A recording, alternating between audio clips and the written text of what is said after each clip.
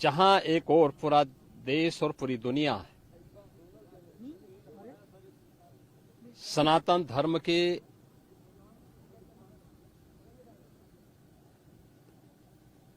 इस सबसे बड़े आयोजन का साक्षी बनकर के गौरव की अनुभूति कर रहा है, प्रफुल्लित है, वहीं दूसरी ओर सनातन धर्म के खिलाफ सपारी लेकर के षड्यंत्र करने वाले तत्वों के द्वारा लगातार शरारत पे शरारत करते हुए झूठ के और असत्य के नित नए प्रतिमान भी गढ़े जा रहे हैं।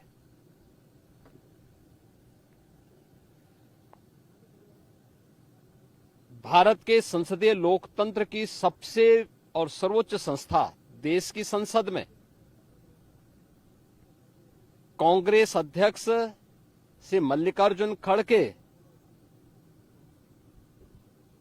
और समाजवादी पार्टी के अध्यक्ष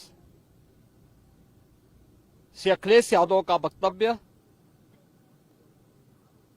इस ओर सबका ध्यान आकर्षित करता है। ये दोनों वक्तव्य न केवल इनके सनातन धर्म विरोधी चरित्र को उजागर कराता है, बल्कि इनकी उस गिद्ध दृष्टि की ओर भी सबका ध्यान आकर्षित करता है जो लगातार इस महाकुंभ के खिलाफ पहले दिन से दुष्प्रचार कर रहे हैं। इनका ये बयान न केवल सनातन धर्म पर प्रहार है, बल्कि निंदनीय भी है और शर्मनाक भी। कांग्रेस अध्यक्ष का यह कहना कि प्रयागराज कुंभ में मौनी अमावस्या के दिन हजारों लोग मर गए, हमें अफसोस होता है। एक इतना वरिष्ठ नेता, कांग्रेस देश की जो सबसे पुरानी पार्टी है, उसके अध्यक्ष से अपेक्षा की जाती है कि वो एक मर्यादित बयान देश की संसद में रखें, और इतना गुमराह करने वाला बयान, झूठ पे झूठ। ऐसे ही समाजवादी पार्टी के अध्यक्ष का बयान, एक प्रतिस्पर्धा दोनों दलों में है, कौन कितना सनातन विरोधी वक्तव्य दे सके। ये कहना कि कोई आंकड़े नहीं दिए गए, यहां से प्रशासन से जो बयान जो आंकड़े दिए गए, उन आंकड़ों को मैंने भी सबके सामने रखा। घटना दुखद थी, हर व्यक्ति दुखित था, और जितने क्विक रिस्पांस से मेला प्रशासन, पुलिस, एनडीआरएफ, एसडीआरएफ, सिविल डिफेंस, इन सब ने मिलकर के घायलों को हॉस्पिटल पहुंचाने का काम किया, अपने आप में एक मिसाल है। करोड़ों लोग प्रयागराज में उस दिन उपस्थित थे। ये दोनों दल चाहते थे और सनातन धर्म विरोधी चाहते थे कि बड़ा हादसा हो जाए। हमारी पहली प्राथमिकता थी कि किसी भी स्थिति में इसको हम जीरो हादसे तक लेके जाएं, लेकिन दुर्भाग्यपूर्ण तरीके से एक घटना घटित हुई।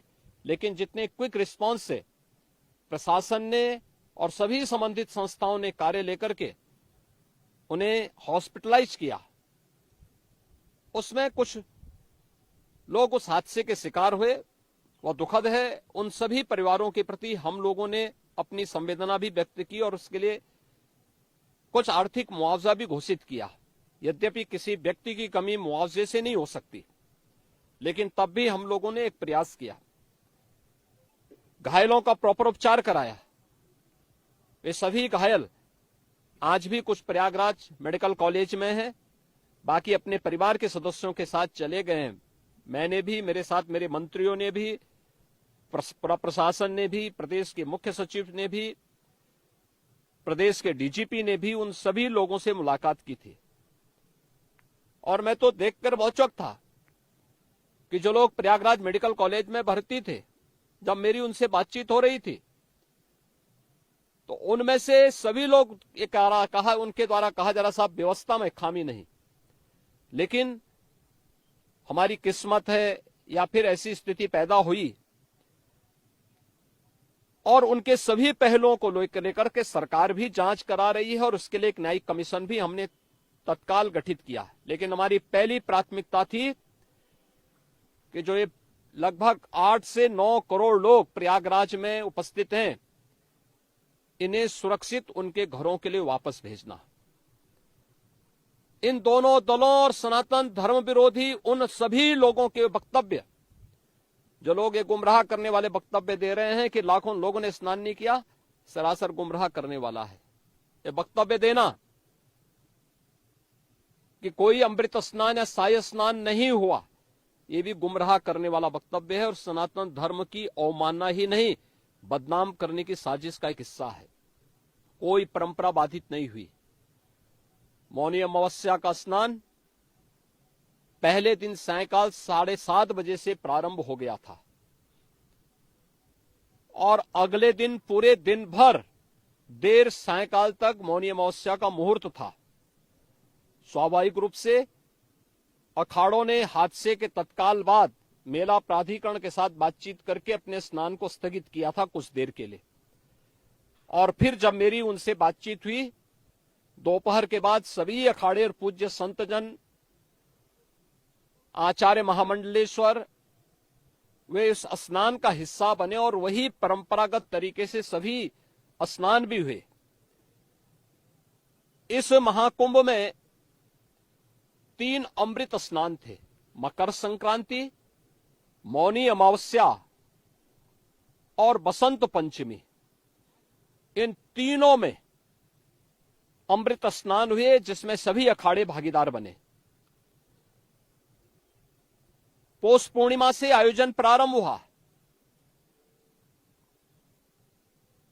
समाजवादी पार्टी के अध्यक्ष का यह वक्तव्य भी कि सरकार ने 100 करोड़ की घोषणा की थी, मुझे लगता है कि उनको बयान थोड़ा पढ़ना चाहिए। ये लोग 12 बजे सो करके उठने वाले लोग हैं। कार्यालय स्टाफ जिस प्रकार का इन्हें नोट बना करके देता है, ये उस प्रकार का वक्तव्य बना करके सामने प्रस्तुत करते हैं और फिर उसके अनुसार उसको लीडर के रूप में नहीं बल्कि एक रीडर के रूप में सबके सामने उस वक्तव्य को पढ़ करके अपनी जगहंसाई करते हैं और राजनेताओं की भी जगहंसाई करते हैं।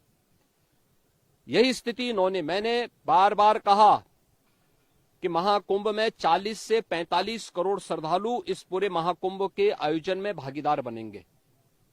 और मुझे बताते हुए ये भी प्रसन्नता है कि पिछले 22 दिन के अंदर इस महाकुंभ में 38 करोड़ श्रद्धालु अब तक यहां आ चुके हैं।